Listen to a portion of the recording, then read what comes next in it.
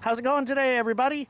I'm going to be harvesting some kale and some Swiss chard, some cilantro, and possibly some spinach and lettuce. But the main thing is these greens that I want to get in the freezer, and I've got a bunch to pick. These usually don't grow all through the summer, so I'm going to go ahead and get as much as I can out of these crops. For those that don't know, this is curly kale. You can eat it raw. I like to cook with it, sort of as a substitute for spinach. Put it in soups, casseroles, all sorts of stuff. And it freezes really well. Got to chop it up, blanch it to kill the enzymes, and it'll be good to go. I don't harvest the whole kale plant at once. I just take the leaves and leave some of the stem and leave a few leaves at the top, and these will continue to grow until it really warms up this summer. That's a big bucket of kale.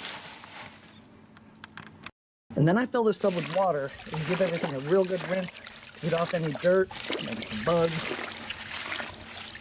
And now comes the boring part. Taking the main stem off, and then slicing them up a little bit smaller and putting them in the pot. The pot just has a little bit of water in the bottom, and it's simply going to blanch or to real briefly steam the kale.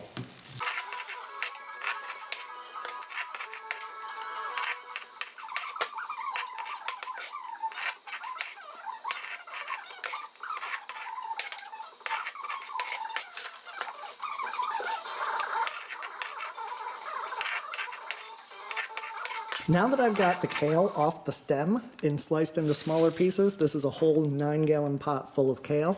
I'm going to go ahead and steam it.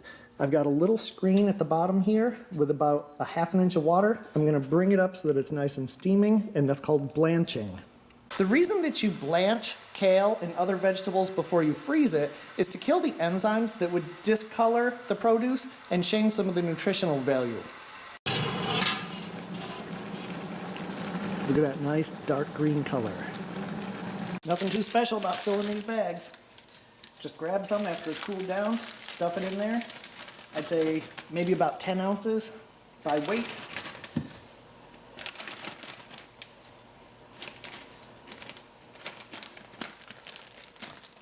Squeeze out the air, and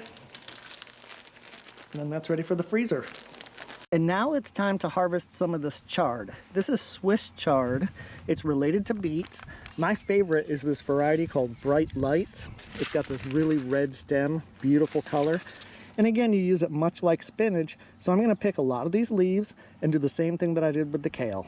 And here we have it, a lot of chard and kale for a lot of soups and dishes in the future.